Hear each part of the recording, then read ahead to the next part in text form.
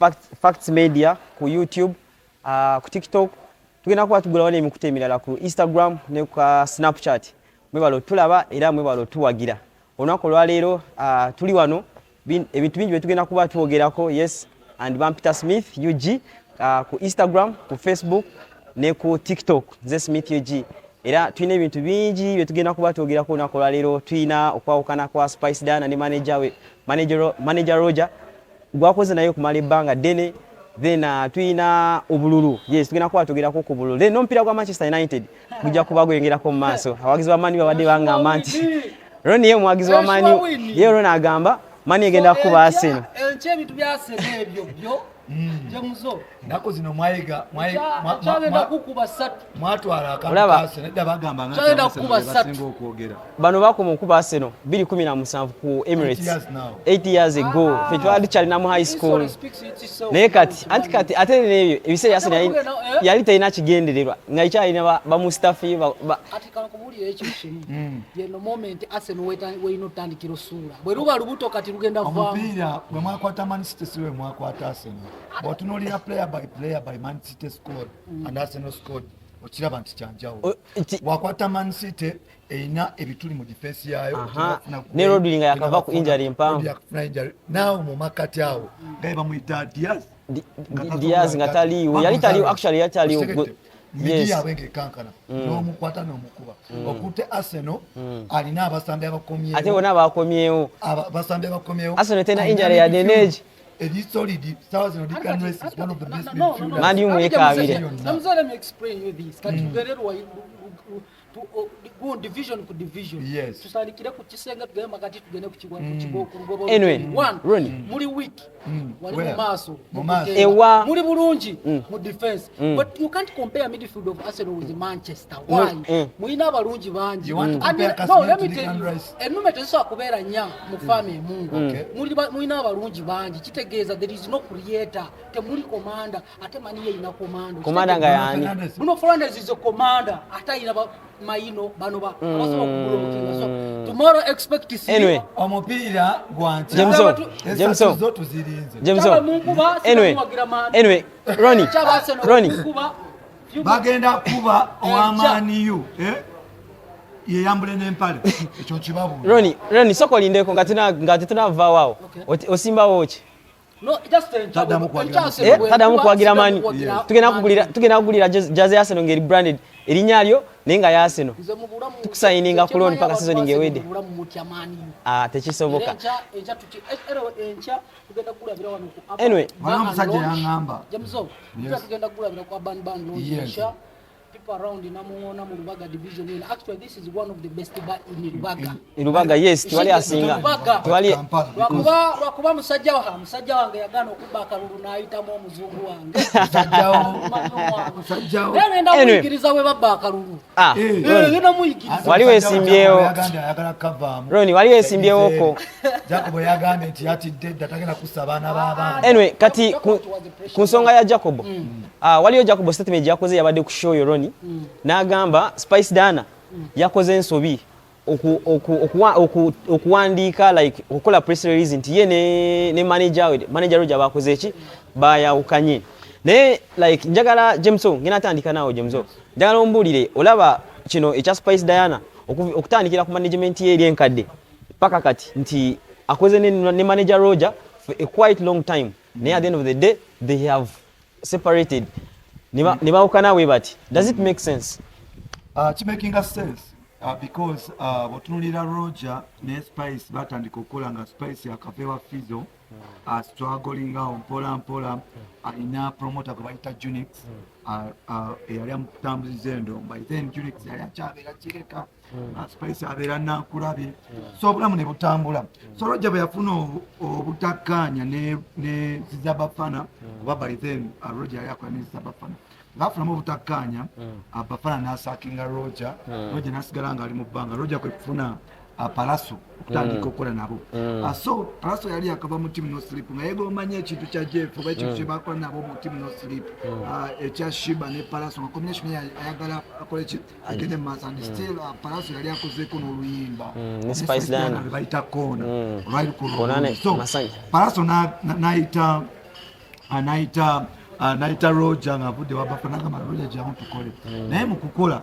njagala tukole ne omukyala gwe bayita Spice Diana so kati Roger n'abanga alikola n'abantu babiri Palaso ne Spice Diana but let learn bwekyagenda Roger afuna nnyo omukwano omungi ne Spice so kati Palaso n'amugamba nti tetujjasobola kukola ffenna because afunye oli walikoze n'omukyala kuba si mubi kola ne Spice mu myaka 10 bakoze bonna bakoze ebintu bingi Spice yali tanatuuka kuba nti abeera compare yali ajjirira naye nga tebamukompyaringa na Shiba tebamukompyaringa n'abayimbi abalala so bwe bajja ne bakola bonna ennyimba zaaliwo nesipeni wange bakoze olimba ne King Star bakola City Radio n'ennyimba nyingi endala Spice we bamusangira ensuubira nti yali abeera book ku miliyoni ng'emu bagenze okwawukana nga Spice maybe abukingwa miliyoni 5 y'omu ku bayimba basingayo ebbeeyi mu ggwanga so bakoze bonna buli omu afunyemu baguza motoka nenze ka video ka Antikale kanyumira ebyo video wagiraba so emyaka 10 ne bwe obufumbo musobola okubeera n'omukyala mu myaka 10 ekibanja abaawukanye kyogamba batuukiriza olugero olugamba nti n'avuga n'alima awagonda amala ananyuka ate ate n'ekirala tulina okugamba ajja kuba yagambye nti Spice yakoze bubi okuwandika eyo press release okulaga nti ye ne manager we bakoze eki bayawukanye naye kati abantu balimufunye batya singa tiyakoze press release because waliwo abantu kibadde mu rumors waliwo abantu abadde bakyabukinga Spice Diana nga balowooza manager we gyali concern but mweyo yabadde communicating eri bafanyi be but ekisinga obukulu yabadde communicating ne ba clients be from today onwards mba munoonya for a business munoonye ono nakiza management so si kibi kati kyenjala okubuuza Ronnie kino kigenda gy'oli omaija muzo bamuongeza ne bamukendeeza kakati yesterday fine nalabye gundi yo statement ya Jacob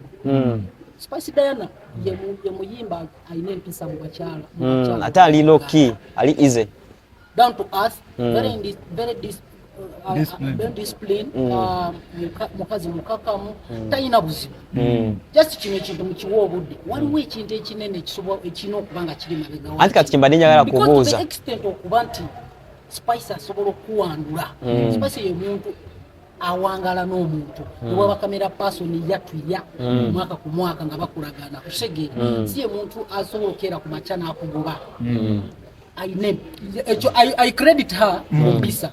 So, ku statement ya Jacob gyayogedde mbu kyabadde si kituufu. No. Ekituufu kyadde kituufu. Why? Spice was communicating to her business partners. In case woba okolagana na Roger, olina okuba okolagana na muntu mukyamu. Like okolagana naye nga ggwe. Because ebintu eby'essente obimanyi bitujjako. Oyinza okusindikira ssente because nekubyako ekifaananyi nani ne Jeff Kiwa. Oshegera olina pasente ng'ayagala ava piece. Kuba nyinako ekifaananyi kyani. Waliwo abaana abali basindikira kakyumbali ssente nga bamanyi manager aliye. Oshegera. So when someone comes out and put the public notice statement about right about communicating it with one never business partners in case you deal with such a person sichali na ine let's give time Roger why not power which in techibi chiyakola Spice Diana because Spice is a down ass girl here is the thing nenda lengeri ya mugobyemu zisaja agati ze kanzijao emyaka 10 mingi emyaka 10 okola n'omuyimbi atuka nga tachali productive omuyimbi Spice Diana watu se sagala kosa kigambo kibi but she's now stagnant artist now leka soko lindeko after 10 years sisubira nti Spice Diana agenda kule change soko lindeko ogambye okozesa ekigambo kinene soko lindeko ogambye she's now a stagnant what kitegeeza talina gyalaga talina lugenda ali awo njagala kujja bwenti why I've used that word she's now a stagnant artist botundira abayimbi ababaddewo n'abacelebrating emyaka 10 ebiseera ebisinga abasinga tebeyongerako for example Radio and Weasel were celebrating emyaka 10 wali ku Chado rugby ground after their celebration omukwabo yafa and you see ebize bibeerawo ate ba B2C obalaba ngejiba baleka ande bwe yabalekawo myaka 10 after celebrating 10 years obalaba bas struggling ngo teri game mazima abotunira Shiba after celebrating over 10 years oba kukola ne Jeff Chiwa close to 10 years olabe ekiriwo nti ate nyimba abantu bazaagala nasi ye Shiba wa go down low si ye Shiba wa mundongo si ye Shiba ono owa Jamuzo music is money. John Raymond. No, what John Raymond? Jamuzo spicy today is rich. It is she okay. Can stand. But that's she can stand without Roger. Kati, yes, Ronnie, yes, we are talking about, excuse me, Ronnie. Manang, imsoke mutunuleno. We are talking about music. Ronnie, we are not talking about Obugaga and Achi, but we are talking about musically. We are talking about music. Music today is money. When you have money, you can stand in music. Sawa zino, olaba Trace Melon, melodically. Spice Diana tatoba kuyimanga Trace Melon. Eshegeza Roger, okwesiba ku Spice Diana tagina mu kuleta sente mu maso. Aba ustinga bisera. Kati, wali olaba olutalo. So who is going to be So who kata wenzi jao chinja lobuza. Brand ya Spice Diana. Egena kubeera affected etia nga taina manager Roger. One. Golaba. Mucha December Spice oba buchanga last year bagala okwawukana enyimba bakoze kagobako nzigulawo award n'oluyimba olulala bozaba zibadde zitambula nga bakyali ne relationship eri it was enyimba zonna zabadde nnungi naye kubadde kulako omuntu oli apushinga n'omukwano guli ekirala otherwise onakimanyi Roger bwamusanga mu bbala leero nga wetuli ku Urban Lodge bamusanga awantu wonna ajja kukwata emitwalo 10 oba 2 akikuwe kan Spice asobola waliwo omuyimbi asobola okukwata emitwalo 2 najwa bannamawulire basanze nga 10 oba 2 plus anti kata wenkugambira nti when music is good it doesn't mean techetaga kuteka mu sente notandika okusasula buli DJ because boba ofulumiza oluyimba nga lulungi does it money really sente ziba zetagisa how Spice is going to be affected Spicy branding and promotion is going to affect him because taga kuda mfuna muntu ngalo hata wasinga obukulu taga kuda mfuna muntu ngalo Roger fine tetumanyi bibibye but is a hustler kankubulire alina mastermind engeri ja executing mu music promotion I can relate Roger to this guy Jeff Chiwa naye wakwanti Jeff oba abaswangiza be chebamusingako bamusingako that experience and connection of abroad outside Uganda technically wali ebintu ebiri technique ebimu no kubera no kusala ensalo Jeff kyagenda okusinga ko Roger but Roger when it comes to being a mastermind of music promoting music Spice Diana is going to be affected one me I wish her the best because kankubulire no muntu alima awagonda amana nakita ate nekirala nti today kaizo kwaka kisajja kaine akchara kaine ensonga zaako naye tomanya nga there's one of my friend yangambye bulimo obujja birimo obwajira sito musajja gwe yafuna yamugamba obato kyaye Roger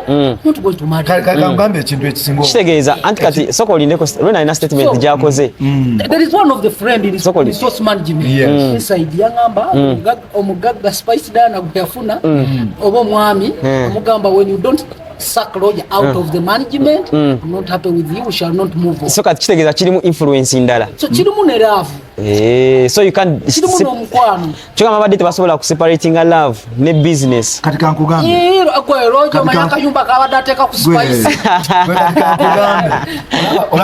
olaba business wefiira nti mu myaka 10 emabega Spice yabadde focusing na kukyala yabadde focusing ku career na kufuna sente for now Spice alina sente ekimubanja oba kyabadde ekibadde kimubanja ku mutima gwe kufuna omuntu yasebyasi asobola omuweesa ekitiibwa asobola okwongera ku famire ye asobola okwongera ku bugagga bwe netembe emyaka kigenda kikolaki because like ekyono tosobola kubeerawo ne feminist kyasinga obwo bwe tubadde tulowooza nti feminist kyasinga bamaliza bamukubye ekkene ne bamuzaalamu omwana n'anyaga omusajja omuzaala munne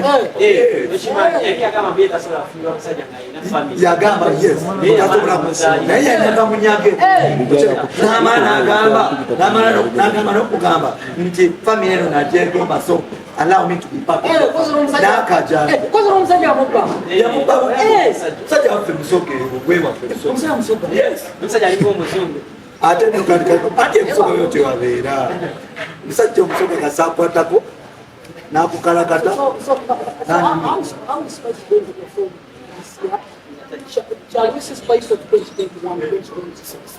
Spice akyasobola kudda kubeera Spice ennyonta yakula ate n'ekirala ebirooto bya Spice mu Uganda byaliwo ebirooto bya Spice wa East Africa byanga tunaba ne Roger ebirooto nkiddamu yazifuna naye tezakola teriyo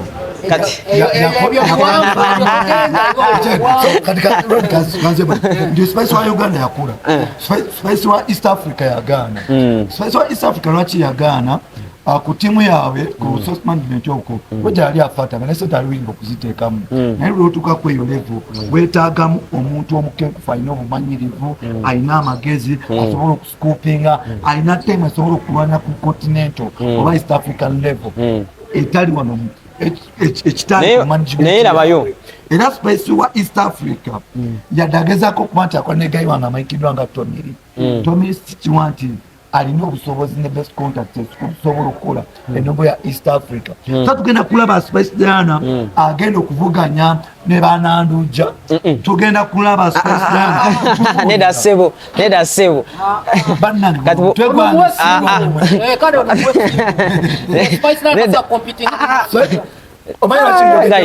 tugenda kulaba tokubye nnyawo nedda omanyi lwaki nti bananduja n'abalwanira katale kawano naye akatale kananduja kali different ku Spice kalwanira tekali different because bonabona kati Spice Diana takyalwanira club Spice Diana naye alwanira mikolo nanduja alwanira sokoleka embuzi wano wetuli abani wano nanduja asobola okujja na performing asobola luyimba ki gwetegeka onaku nga Sande ogambe nti Abani Lodge bayita nanduja in fact ojja kwekanga nti n'abantu nanduja basobola okufuna bayinza okusinga n'aba Spice mumakikwata bubi it is all about branding kyekiikyo nagamba nti omusajja ye bamuwongeza ne bwemukendeeza sanga lunimbe ekyo nange nkiwakanyiza ekyo kiganyi tebikwatagana alinga agamba mu Spice agudde labayo yakoze ne gundi kabadde kalungi akayimba keyakoze nani ne Vairota bakaita batya zenakkiriza naye kaali badde kalungi nnyo nga kayimbiddwa omwana nga Trace Melon atandika oshegedde saawa zino Spice Diana tulina kumusuubiramu nnyimba zaabufumbo kuba yagenze aishwa atosala mugambo yagenze mu bufumbo bwo ona yatugambye nti waliwo kyaliyo yamugambye yabadde amuwasa ate ebya dating bibeerayo so kuveemu ebyo ebyoli byambu naye wembeera mu relationship Spice olozalina emyaka batugamba 26 akyali ku 2 lwaki mwe mumukuza mwe mwamuzaala sagala bawe akyali ku 2 Jimzo myaka 26 gwe olaba kijja kikola amakulu anti katsinza muzaala katsima Spice Diana akola hit ye I think around 2013 twali mu high school nze nali mu senior 6 by 2012 wali mu senior 6 twalinga mu senior 3 senior 2 bolowooza Spice yali mu class ki 2013 naye around yali mu senior 6 okitegedde yali mu senior what kati gwe gatta emyaka omuntu abeera mu senior 6 omuntu okusoma mu senior 6 ffe twasomera naye ku myaka 18 kati kutebeza ku myaka 18 from then kati Spice abeera n'emyaka emeka this should be a lesson sagala sala mugambo sinza muzaala Spice bantu abatulaba nti omuntu tomwemaliranga munnyo mayiro oja adayina akayumba katera nnyo okuteeka ku Spice ng'akuba essimu eri enkambwe azifu oba ngali so protective yakafuula oba kamere kawaka kati waliyo ka video akama kali ka training waliwo ne mu Bible bagamba there is time for everything kyawedde kati oja kimu ekyokuyiga okitegedde okyakubirako essimu ng'akuyondesa yalanvumyeko nze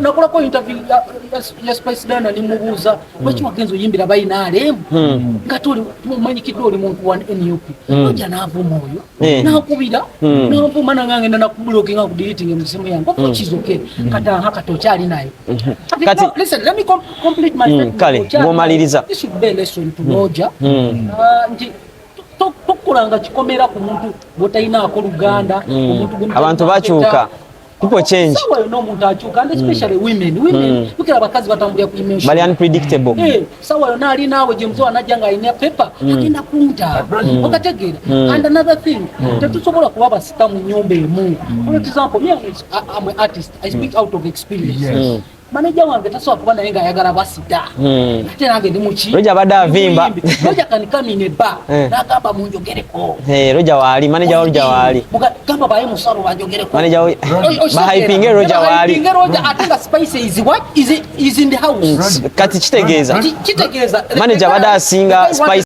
so even omuyimba yinza obutakikugamba gye muzo naye kiba kimulala. Let me come there. Yes. Ebiseera ebisinga abamanager b'e Uganda they are not appreciated enough. Kyova olaba ebiseera ebisinga bakola ebintu ebyo si asoso kikola. Olaba Jeff Chiwa gwe bagamba tayagala butaala. Jeff Chiwa twagendanga mu bbaala ekoleyo nga tukyakuba ebbaala nga Jeff naye alinya ku mmeeza ne ba Alan n'abasigaddewo ng'ayagala kufiringa that presence. Manyi lwaki nti ebiseera bisinga twogera nnyo ku bayimbi abayimbi bepromotinga nnyo wayawukana n'ono manager n'aba naye labayo Jimzo so nze nkitwala bwe nti kamalize nga malize nze nkitwala bwe nti Roger naye ayagala kubeera recognized. Ekirala lwaki Roger akubira essimu ng'ayomba I'm doing my own. nedda anti kati oyinza okwanga nawe nedda anti kati nawe oyinza osanga nga wamuyingira nnyo wali ebintu ebimu byolanga biri private okitegeera. When we are doing interview we do according to the demand of the public bandiwo kulwa abantu why would you attack me yet I'm doing my role. Yes Ronnie, let me come there. Roger yankubirako essimu ngenda okukola interview inokuwa 360 nze Roger yankubirako essimu emirundi ng'esatu nakubira ne boss wange abike nanoonya n'abantu bangi around me ng'akola ng'agezaako okuntreatinga the way he treated you but bwesobola okukyandastandinga kyali kimu nti by then Roger, he was protecting her business.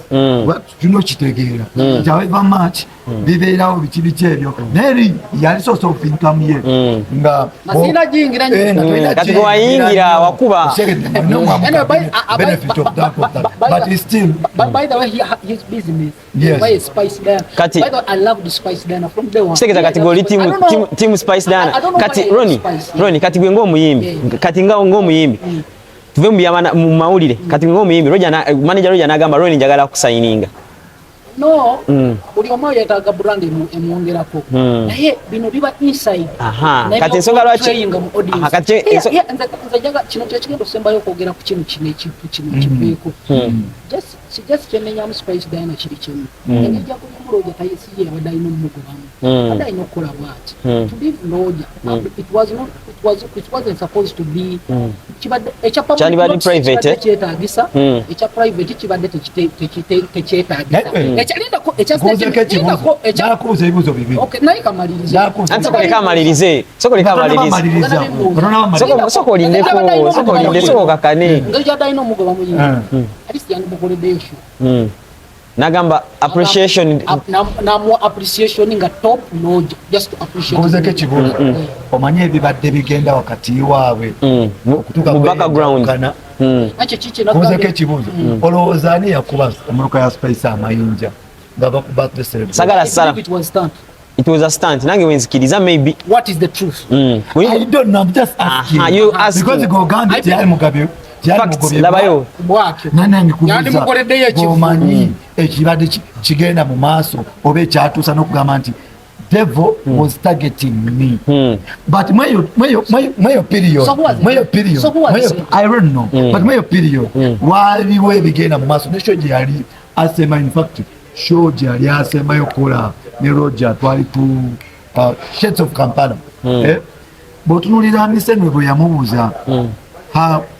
connection with Roger manyi yatuddamu yagamba mwebaza nnyo byonna bye yali ankolette mu past tense yes naye era obulamu butandika okuba nti bukola ki bukyuka era bw'otunuulira Roger yatuula bwe yamala okukola yatuula walala n'omukyala yalina Spice Diana yali alinawo mukyala bamuyita Irene Namatovu naye nga batudde mu gundi tebo yaabwe distancing ekyakulaga nti waliwo ki obutakanya otaka kweyo show incident eri nekola ki nebaawo ey'emmotoka. So how do you expect nti walibaddewo farewell separation oba announcement so nze nsuubira nti waliwo ekintu ebimu nga tetunaba kupiininga Spice Diana tulina n'okumanya n'okola research bayawukana batya enjawukana yabwe yabadde etya tebiwoomera amatama abiri. What is the relationship between Spice and Fiki?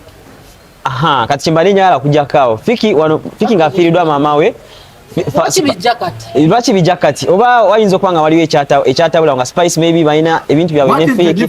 Why do you think Lydia Jasmine and Spice Diana they don't want to look eye to an eye?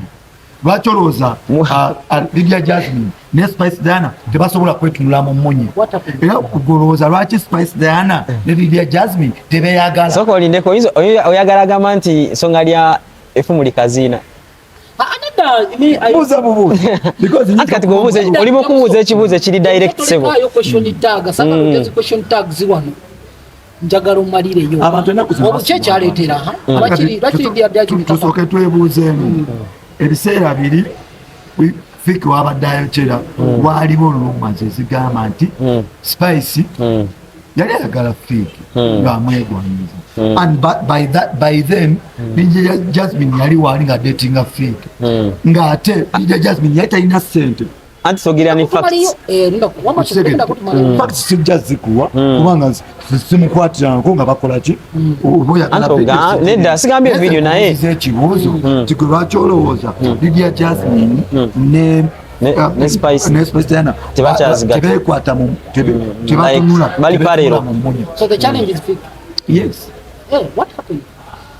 Now Fiki dated Spice. Spice Diana yayingirira forcefully mbu Kamareyo mbu Spice Diana forcefully mbu yayingira mu relationship ya Fiki ne Lydia and Lydia wasn't up. Era chobola even right now chobola ne bava mu lumbe walaba Lydia Jasmine nga kwa statement nze sibikola bwema nyamba omuntu oba akola ebintu ebirungi sibikolera mu kamera sibikola ku bampani bikola kuva waliyo statement gundi gye yakola Fiki nga kalya bulungi gumaya amanyi ga sente kubeerako sisi kubeerako Spice ne Lydia soko olindeko waliyo statement gundi gye yakola ku Instagram ye Ronnie waliyo statement gundi gye yakola ku Instagram ye n'agamba she has closed all space the gap for men. Lydia Jasmine ngagamba she's not dating anymore nga Spice Diana amaze okugamba nti mama wa Fiki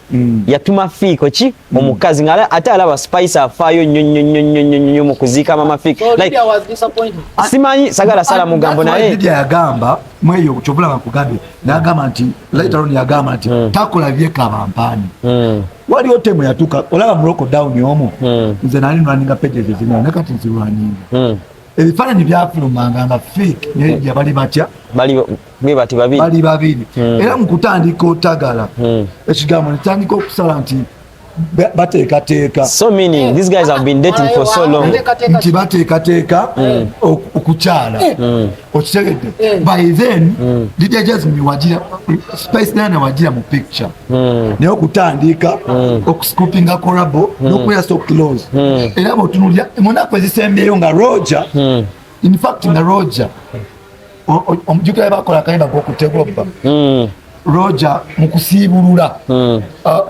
Spice Diana last year ng'asiibulula abaisiramu celebrity eke appearing akogwa omukolo yali Fiki Famaica olowooza waayi era Roger yamuyita nayita Fiki nabirawo katonda naye netusigala nga tulina naye ng'olaba there is connection between Fiki and Spice Diana Spice nga yanjawulo era nga n'okumuyita yali ku naye waliyo kyesitategeera wano Ronnie ogambye ngabo okusinziira ku byewawulidde nti Spice alinayo omuntu we omugagga kati that mugagga should be Fiki Famaica oba just wali ekirala nowabeera n'omuntu ow'omunda buno oba bwakubujjererako kyogamba Spice akyanonya amasanze ku Fiki Famaica Spice ageetaaga because agafa maika yes ate bonna bakyetaaga because ne Fifa Mike ali kukikkirira Fifa Mike omwaka oguwedde tabaddeko na hit Spice Diana omwaka oguwadde ennyimba zitadde tabaddeko naki na hit incident egenze mu maaso n'okuba nti ebaleeta n'okutandika okubafuula topic ne trend n'okuleeta community mu bantu yeyo closeness after nga mama Africa Talking about Jaden ngata nafa. Jaden. Lindako. Bamu emyezi esatu. Ne yagenda mu ddwaliro sewo. Yagenda mu ddwaliro. Wali ddwaliro yalimu wano. Ate mwe mwabikola gye muzo musajja mwana oyo ne mumuwamba geza asonde ssente. Ate sawo zino abantu bamubanja ssente ze. Oba yabakuba oluseke. Batu emyezi na Jaden ate. Ne yagamba. Emyezi nate nabakugwa ko Ronnie. Batu gamba emyezi esatu. Emyezi ate nabakugwa ko emyezi esatu. Tuli myezi ebiri. Yali mu ddwaliro wano. Wali ddwaliro yalimu eyo wali tabati. Mwana waga yaguze mmotoka. Yaguze amayumba yaguze eki. It was a setup. Omwana yalina sikosozi mu byaddala. Oyo mwana sokoleke kazi. Saini kije walaba. Kazi wano kwetu Ronnie. Mukama wakuwanga time. Ngolaba togenda kugaggawala mu byokola naye bw'olina space esobola okuleetera obugagga n'okuwa abantu ekirungi. Kikole. Bwe kubanga kulimba. Bwenga tonabalimba. Ate kata balimba eki.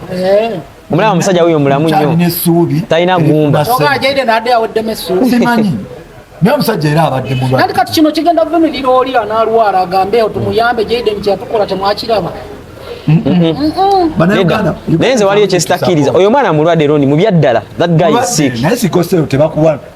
Yatugamba myezi esatu. Because kati yali agamba ayagala bone marrow transplant. Nina anti wange. Sente zawera tezawe. Sente zawera. Tezinaba kuwera ne kati. Nina muganda wa mama. Tali mu ddwaliro. Nina muganda wa mama wange. Mulwadde wa sikoseo. Kama yuko incident. Nina muganda wa mama wange. Last born wa mama wange. Mulwadde wa sikoseo. Natandika omulaba nga ani muto nga mulwadde nga sikoseo amuyisa bubi. Nkuze n'emyaka 3 plus. Kigeza oyo muganda wa mama wange n'emyaka ngemeka 5 and plus. Okitegedde 5 plus.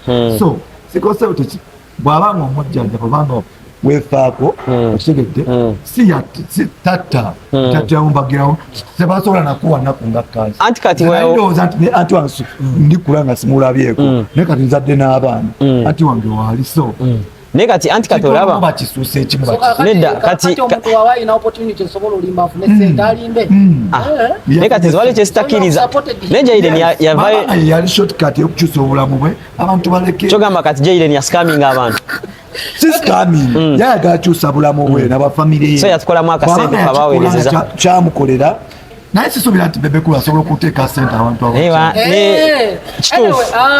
abantu baba tuli kwa Bandiba esangibwa Namuŋŋona located in Rubaga. Actually this is one of the beautiful bar balina ekyokunywa ekirungi oba oyagala okusobola n'oyitawoko wano ofuna eganda oba olina mukwano going to date come and sit here with your partner n'abanoonya zishuwa nayamba ku Wednesday ne ku Saturday tosobola kujjawo otabaawo na kyana ng'oyagala waliwo gaye yankubira nangamba ogenze kukinya ninga ekinya kukinya ningamba kikyo kukinya abantu so okusatu bikwera wano ku Wednesday abo bashuwa abana babaawo ate ne kusatu yogera ne ku music enungi ba DJs abakabi juzi wano Dr. Jack Chameleon yabaddeko wano yes on Saturday like today tubiba bigwa ebiwana bibame byokunywa ebirungi ekyokulya ekirungi buli kimu kiri steady wano wano Ronnie eyapitawo Balidala nazigoba I discovered Balidala nazigoba waliwo gwe nalaba waligayo munene yani erinnya lye okujja kene waligayo munene akola wano yani erinnya lye waliwo kyali oyo abeera mu Rasta eyo munene omukuba managers munene gayo big papa oyo Khalid Mulabi big boss naye sporting aba DJs abapya kati ninjo mizo ene bale jaseze bani manager bayine experience Khalid wakabinyo n'emyaka mu bulamu bwe ali mu bar kati gosubire balo labe bala wajije Khalid waliyo Gerard yes oyo Gerard yatandikire wali ku bar gye mwasuula sinze najisuula okuba bwe bava mu incharge ya night ya Friday zebala mu kulinya abona bagoba kati Ronnie kati nga tuvudde ku Urban Ronnie bangambye Soke togere ku Walukaga yatunda kadi milioni 3. Ekipapula wakirabye Jameso. I know it is a sensitive part. Era ne Walukaga yaja n'akyogerako. It's a very sensitive part. Milioni 3. Walukaga is my friend. It's one of the guys who escorted me nga ngenda mu kyalo ku Bendongo. Namperekera. I felt bad. Naye kyemanyi kyamukutteko well. Nade njogerako kubamu management be ningamba it can be affected so bendala politically political career ye so gatuna bakogera nenda soko lindeko wali omuntu atulaba nga yagala manya how did Walukaga sell that card kitegera kyajja kitya kubanga Walukaga omuntu ajja kugamba electoral commission yakola ki yamugoba right nga bagamba empapula zete zakola ki zali teziwera nga talina qualification ezisobola omufula MP jukira baba bagala senior 6 ne controversy yaliwo Walukaga ne wali esomero lya university yaliko nga kale empapula teziwera ne kati ngati tunawo kutuuka ogamba mbu yatunda kadi Bumuntu ogenda mu nyonyolo nti Walukaga yatunda kadi nga electoral commission yamugoba Magora had a table talk with Walukaga. Then they discussed about how someone is going to benefit. One, Walukaga na yeye yatademu. Electoral commission okutuko mujjamu yalakoze ki yatademu. So kati Magora bamugamba give me equipment sizo zonna zikozese be behind me recommendations be behind me at the end of it all enali akalulu njakuwa milioni mmeka bisatu abiri ekisooka njagala tulabe ebintu bino mu ntunuulire enjawulo oba mu ngeri endala and this is a sensitive part by the way abantu balina emotions zaabwe abantu bayinza okunyiiga naye kati twebuuza mu Nuupu Walukaga yafuna atya kadi. There is a conspiracy theory egambibwa nti egambibwa conspiracy theory waliwo ebitambuzibwa ebigambibwa abantu okugenda mu Nuupu okufuna kadi ku level y'aba MPs abasinga basasula na milioni mmeka bitano era waliwo ekigambibwa milioni bitano ezampuuga mbu kubimeka kubisatu era okulikomendinga wano mu Buganda era abantu basasula sente ezo Magola kwe yali kubasasula sente meka but mu kutandika ono kuba nti kudiscussinga grounds bagenda okulaba nga Walukaga amazima alina ground naye nga bakimanyi bulungi bannamateeka ba Nuupu ne ba secretariat ne president wa Nuupu mbo yali akimanyi bulungi nti ono talina biwandiiko bikola ki bimuyisaawo ne bakiwalingira bw'oba walaba press conference eyo Magola mwe yayogera bamwashiwalinga nti olimuleke yesimbewo kooti egenda mujjamu nga talina biki nga talina bipapula ekitegeeza nti Magola okuba emiliyoni ze 3 yali assured nti ono bagenda kumujjamu so mu kuwona kadi it was a deal nga bakimanyi nti Walukaga agenda kola ki they were fighting Segona naye n'ekirala oli yali amaze okugula ssente naye ng'ono alina ground naye ng'ate ono alina ground talina buyigirize kati Walukaga naye amaze oteekamu kati bwe batuuka okwesimbawo ono ne bamugjamu n'agamba nze nabagamba twakola deal ne Nuupu nti oli talina campaign nepayo ne facilities zange nga banshuwarinze nti otagenda kuyitamu oba talina biwandiiko so Walukaga nga already alina ground so ne bayita Magola n'alaba Walukaga mukubeera frustrated n'agamba nze sente zange zikomezaawo zitya because like at the end of the day politics oteekamu sente okucekinga ku bantu campaigns ebisigaddewo kati mu kujja wano bano Walukaga n'akola deal ne Magola n'agamba nze ngenda kuwanako eduuso ngenda ku campaigningira ngenda kukola kinaye neetaaga milioni 3 naye waliyo sente zino Magola era yazimuwa milioni 3 nga tebanabagenda nno mu kalulu n'azimuwa ne wabeerawo ne sente zibakkiriziganya nga Magola amaze okukola ki okuwangula Magola okimutwala mu parliament ayagala bitiibwa si mwavu era sente akola ki azirina bw'omulonzi atulaba ne munnayuganda ali atulaba before okuteekamu emotions mu byobufuzi manya ebyobufuzi mulimu abo boogamba abakulwanirira bakeera ku makya ne baasociatinga with the gwe goyita dictator yabasasula omusaala omusolo gwaffe yes gwe goyita dictator yabagulira emmotoka miliyoni 2 baba miliyoni 2 ezogula 2 eza suuti okwambala suuti za miliyoni mmeka nawulidde bagamba bawana miliyoni 4 za airtime ebyo bibeerawo olunaku oyo mubaka wa parliament afunyeyo kaadi bwatawaddemu bwagende bweru w'eggwanga bamusasula miliyoni mmeka 2 padde okitegedde so before nga tunafuna emotions tulina okukimanya nti mu Uganda oba mu Africa politics is just business. No, here is my question. Katono Smith. Now all the process they were fighting Segona okumuwandula anti kati nedda agambye eri business eri logic zonna ne wali kyesitategedde wano tolola bamese kona kadi bajiwa walukaga bali balina okulwana Segona because bw'otunuulira ekisanja kino ekize buli muntu agezezaako okubeera nti muyivu ekimala oba alina experience oba yeeyita nti ali professional mu byobufuzi ekibiina kya NUP kigenze mu maaso n'okuba nti kimulwana era nekimuwanda bw'otunuulira Mpuuga ali ttale bw'otunuulira Lutamaguzi yabadde gavumenti yamukubye naye bano abaanuupu bw'otunuulira Abedi Bwanika ali ttale naye Abedi Bwanika yayokya nnyo bw'otunuulira Walukambe bw'otunuulira omusajja w'e Masaka Mpuuga abantu abasinga obungi babakoze ki technically babakubye nga tebabagala kuba babadde balina kino nti bamanyi nnyo anti waliyo nuputagabeera nabamanyi nedda badde tekyayagala baagala okufuuka independent balina kubejjako namaanyi Jimzo waliyo ekyenjagala okubuuza because ogambye nti kadi bali bagitina miliyoni meka 5 embu zigambye naye kati gwe oli sure nti ezo miliyoni 5 Segona ne Segona 1 Segona yatuuka ku ddaala lyabwa co-founder nga batandika ekibiina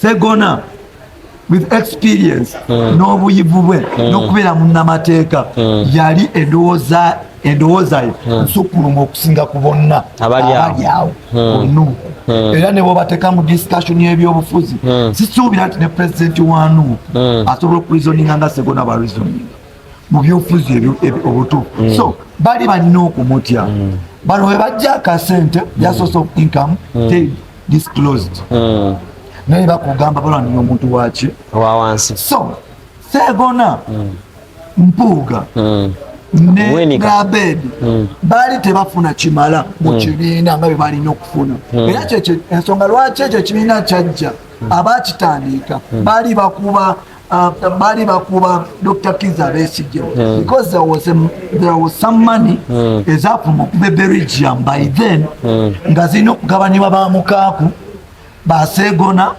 ba Mpuuga ezitasobola kuba nti zigabanyizibwa kitegeeza okuba nti Besigye n'azitwala bwomu kyekyaleetera bano okupereza Bobi Wine okumugamba jangu ne bamufrontinga nga face kitegeeza bali mu political business yes ne bamufrontinga nga face ya people power because mu kusooka kyali kirina kubeera kisinde nga si kibiina yali force of change egatta owa DP egatta owa NRM egatta owa FDC egatta omuntu yenna ayagala enkyukakyuka muki mugwanga bwe balaba nti ebyo tebakifunamu nnyo ne bamuleeta ne bamuforce mukola political party kwe kugula ekibiina ekimanyikiddwa nga National Unity Platform Kibalama amanyikiddwa nga Kibalama mu kutandika bwe batyo wajjako abagezi okuli Katana okuli ne musajja mukulu amanyikiddwa nga SG Lubongoya naye ng'abantu bano tebamanyi abasindise nga bo balowooza nti abantu bano basindikibwa state kubanga ne gye bakolera tebaresigninga kati bano abantu ne bakwata entebe 2 ez'omugaso ekisooka beekwata ekyobuwandiisi ne beekwata entebe y'obuwanika eya finance okitegedde bano bampuga ne bakiraba nti ekibiina kyawambibwa ne bagambako musajja waabwe Bobi Wine ne bamugambako nti owaayi ebintu obiraba tukyali safe naye Bobi Wine ekintu yadde yakiyingira okitegedde batalina kyakikolera ki ne balaba way out of putting those people outside. Baali tebasobola kuleka Segona, baali tebasobola kuleka Mpuuga, baali tebasobola kuleka Abedi n'abagezi abalala mwekyo ekyo. Era kyova olaba nti omuntu omusuubuzi omutuufu mu byobufuzi Betty Nambooze yasobola okukakkana nga envelope ne bagamba kakkana n'ayitawo kyolaba ye yasobola okufuna kaadi n'ayitawo emikono yakkiriza terms and conditions ez'abana abasajja n'abeera Loki n'agendera ku kyeyatakkiriza tali mu nuupu teyafuna kaadi yagwa newa nuupu eyalinga takyakkiriza ng'akyalina olugezigezi teyasobodde komawo mukaana akalu newankubadde oba wawangudde oba tewawangudde waba tesobola kukomawo. Kati nga tuvudde awo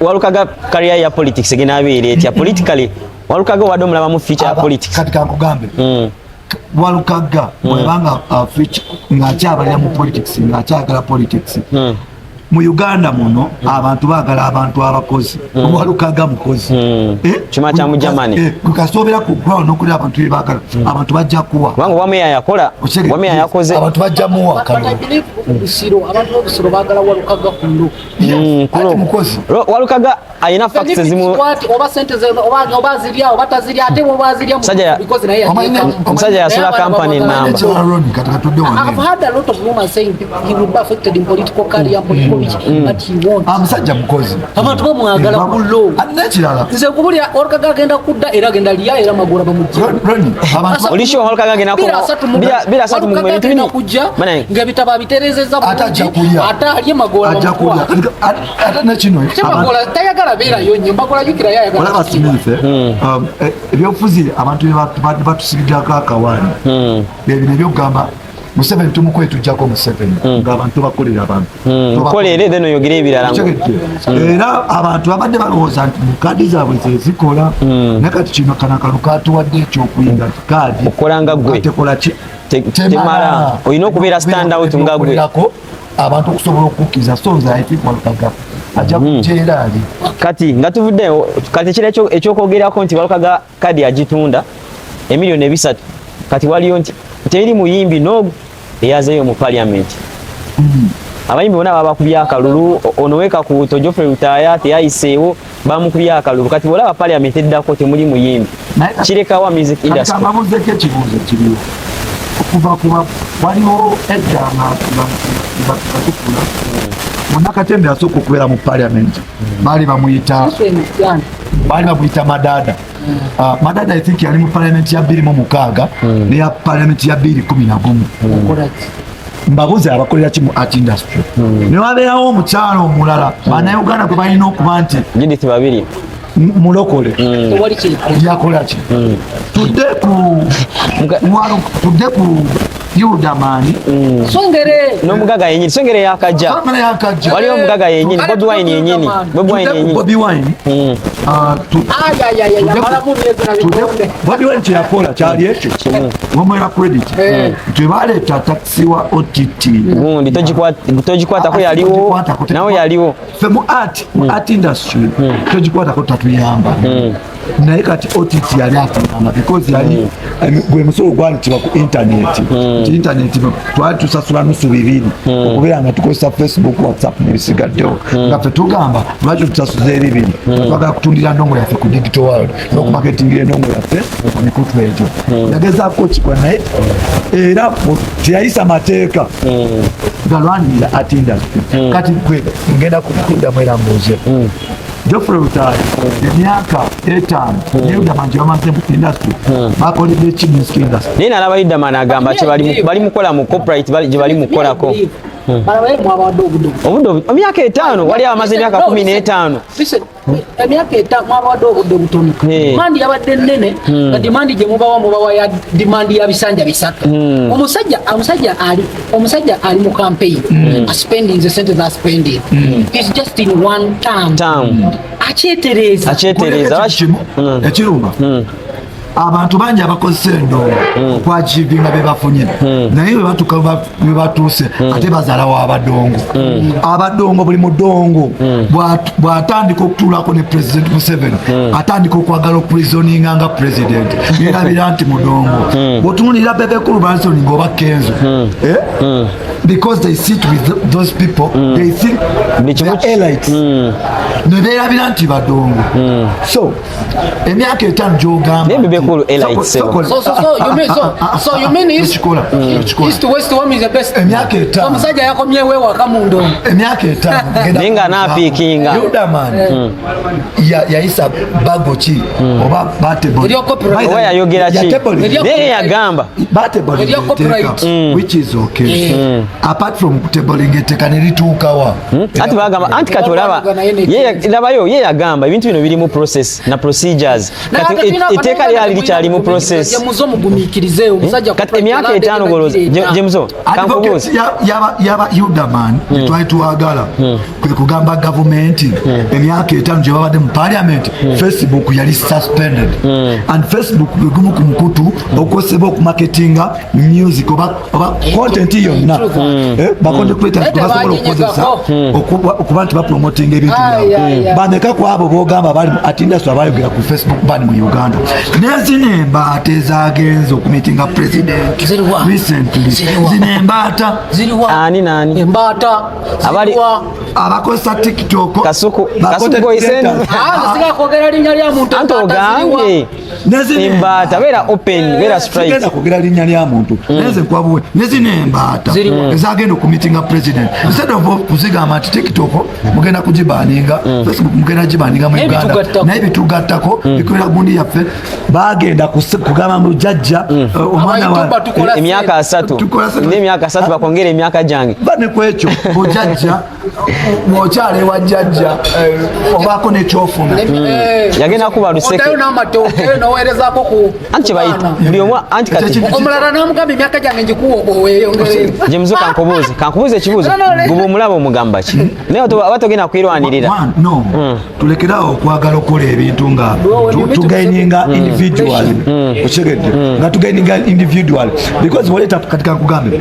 omwana yakola project abaana abakola project yaki kale ya Yugatun locally Yugatun olowooza afuna billioni mmeka oba Kenzo eyakola Uganda National Music Association ne Ragadi owa National Culture Forum olowooza balina sente mmeka anti wa forum nze kyemanyi wa forum yakola sente ne mu covid yali olowooza afuna sente mmeka singa tabling ekintu nga kifunamu omuyengo omuntu olowooza singa akyazifuna tulina okuyiga okukola ebintu nga ng'oli olyalya n'onaalya naye ng'ate osobola they did nothing era okumanya nga bakolera abantu naye kati olaba labayo jemuzo ne mu ndongo tewali abalwanira kati obelivinga nti Swengeri alina akyasobola okujja n'akolawo n'alwanira abacomedian kubanga Swengeri ye ayisewo nga comedian baleka ekintu kimu Swengeri nze namulaba nga atandika okukola ku radio ewaffe Busoga I think yatandika okukola ku Apex FM naali either mu P7 ngaali 26 oba nga nnyingidde senior 1 mu 2007 Jinja SS 2007 wali mu senior 1 yes so time from there up to date Swengeri abadde mu art industry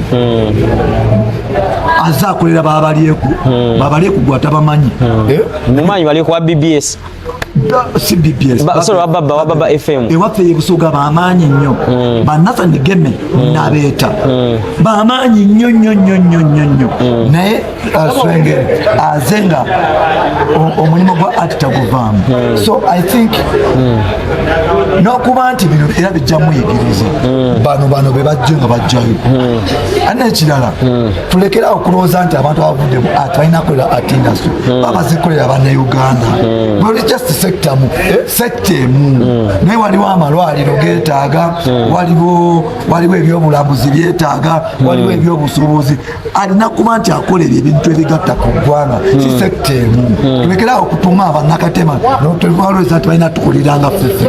One who said they did nothing, but let me tell you one thing.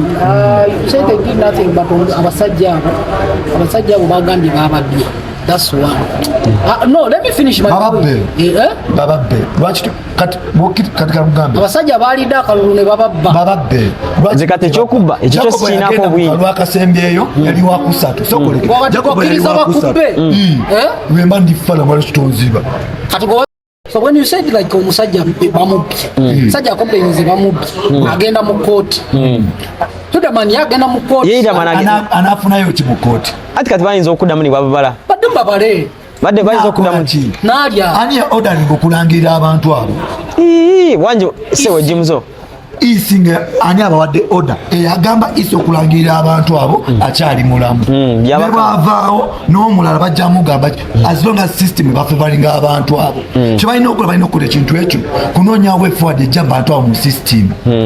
But my last submission on this abantu fine batulonda tubakiikirire n'obeera leader. You know qualities of being a leader si nyangu kusegeera okubeera omukulembeze kino wali gwe nalaba nga akuba dansi mu parliament. So abantu bano balaba betukulembera bwobanga bakulonda ne bakuwa 5 years abantu bokulembera ebyaddala babakola ki baba bakulaba. Nze I'm not happy for abasajja bange okubanga bavuddeyo kati awe tubadde tulaga nga njagala kubuuza ekibuuzo I'm not happy okubanga bavuddeyo because bali mu fraternity yange nange babeera mu parliament you never wakuba nti bwe bagendayo bedisitasinga ne babeera selfish actually waliwo akayumba ke bakolawo nga tetusobola naddamu kabasatu nga ofirwa nofiirwa notamukubira nobamukubira nga takukwata let me finish my statement ombuulire omuyimbi tukozesebwa ng'amadaala ku ba politicians ku bayimbi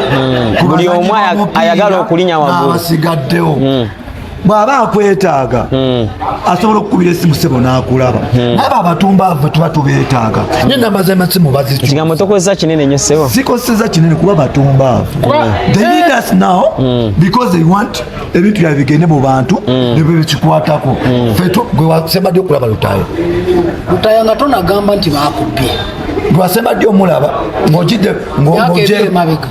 ng'ogenza nakulya kugundi emmere ng'ogenza namuwagira kati nga tumaliriza nze nga tonagamba nti baakubye just why ebintu bitano byakoledde abantu kati oyinza okuba nga obadde mu process ng'oli mu kukola obadde okyakola like obadde oplaninze because roni tosobola kuzaala omwana n'atandikirawo okwavu MP abantu baba bakulembera mu constituency ye baba tebamudimandinga kinene just you be on ground bantu bafiirwe beerawotegedde buntu butono olaba election zinezakagwa ewaffe kamuli madamu Kadaga yabadde alina ku kitanda Nairobi tya campaigninze yawangudde nga akalulu tekali gwe bamuwa obudde n'abakolera you know why tekikwetaagisa kumala myaka 5 omukazi abaddewo for 20 years and plus obadde mu Kampala emyaka 2 lwekwaga abadde mu leadership akoledde ki bannakampala ekintu kyolabako ekibitangere myaka ki kuba akamu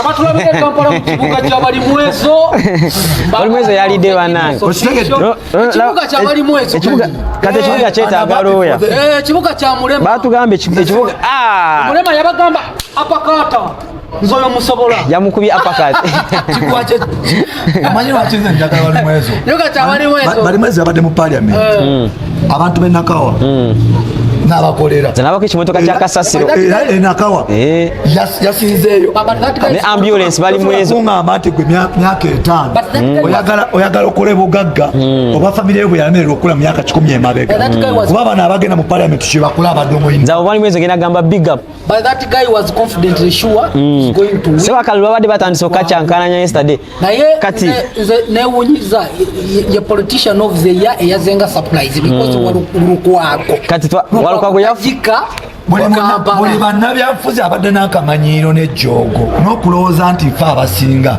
bamukubye kuva e Masaka paka waluta maguze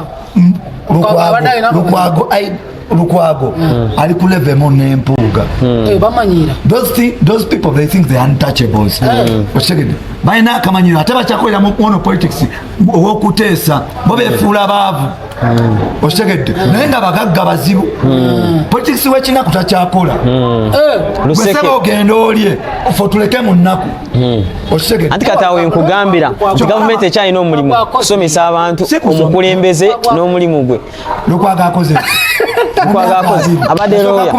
abadde lawyer wa honorable Zaake wa Zaake Lukwago n'okuwoza emisango abadde lawyer w'abantu abali famous bokka abamugattako for example abadde wa Dr. Kizza Besigye abadde lawyer wa somewhere abadde wa Zaake naye nga bonna yes nga bamukolera amawulire ne PR kati avaayo okwogera ng'omwala baguzimbyeko naye nga n'omukono yateekako nga nesente bakola ki bazirya nga nesente bazirya ebyo bigambo okitegedde nga nesente saba abaami bamanyi okulaka n'akantu balya ne bedda mu kamera ne bagamba bayisiza ebiteeka ofisi etulimu tezikola tetulina mandate tetulina power bwe lwaki obeera mu ofisi etakola emyaka 2 so Jemo the guy was serving Kampala for 15 years. Almost 15 years. 20. No, here is my question. Bichi byola ebyamuletedde nga kasajja kamuwangu. Abantu bagala change. Because this time tebalonze bali mwezo because of card. Balonze bali mwezo because of love. Shegedde byali sibya card. I saw some NRM subscribers. Nga balonda nina myalo. Nga balonda bali mwezo. Why do you think what do you think nti kyaletedde guy ono okugwa? Balukwago batulimba nnyo okumala ebbanga ddene kyebamanyi balina kooti za lo zebakozesa nebajja mu media nebogera nnyo oluzungu olungingi naye nga tebakolera abantu ku ground kati kankugambe tolina kyovaako Balukwago abo balaba bewa contract mu kibuga Kampala those are billionaires nze nkubuulira esente zebakoze tuyinza obutazikola n'abaana baffe obutazikola begagawaza nnyo naye n'otasobola kuddayo ku nema yabakolera yadde akaguudo akabikabi yakuba apakata kati Walukwago ng'agenda ogenda mujjukirako ki Walukwago mu comedy mu bisesa gwe kyakunyula ku mateeka mulungi nze mujjukirako kire kya omwana munyize yatuwayo Lukwago namwagala nnyo nga bakyakola n'ebesije wokutuwaka we nalabira Lukwago we nalabira Mpuuga nga they are so active n'ennambooze baali bagezi nnyo awo naye ekintu kyabwe tebakyapuguredinga bo boogera naye tebakolera abantu kati nga tumaliriza Ronnie olowooza endongo egenda kuddamu eteere nga abayimbi bavuddeyo wonna mu parliament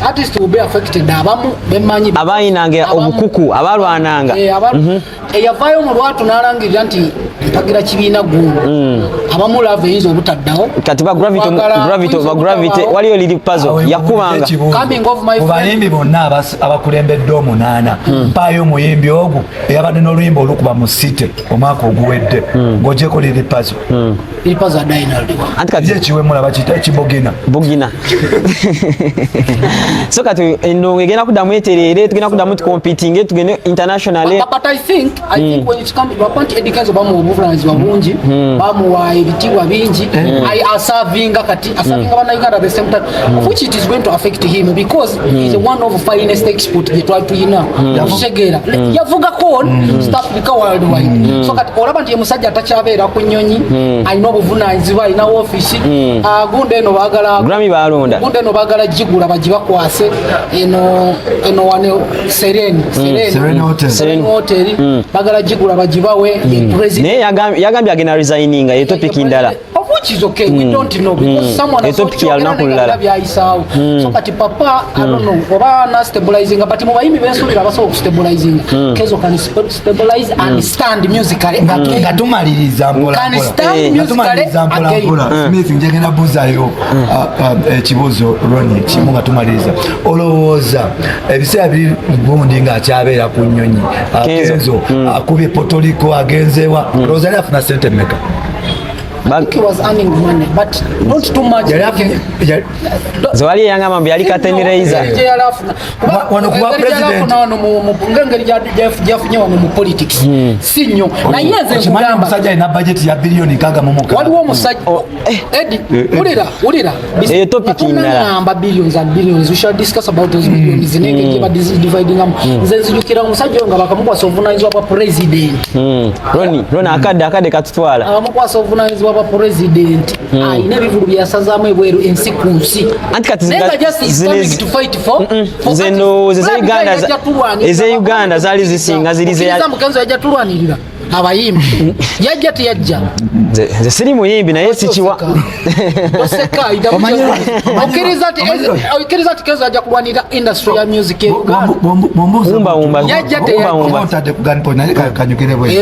ayagala kufosinga kukkiriza gwengo ina submission eyiyo ate siri mu kufosinga kati muleka ayogerenga sagala kulukinga like gezaako okuwa kitu kyaba Kenzo Kenzo alina byali mugezaako okukolera akozeeko byako that's my guy anti kati goli timu Kenzo na budget nga alwanirira gwe buli mu yekolerera musajja abagami wali yakoze milioni 2 mukalulu chovolaba musajja oyo bolaba aguze amataka ebuziga n'agamalayo ni Kenzo sibirinaako obwine ebyo anyway abatulaba Zero Genius official tusinze down ku Urban Band Lounge namungona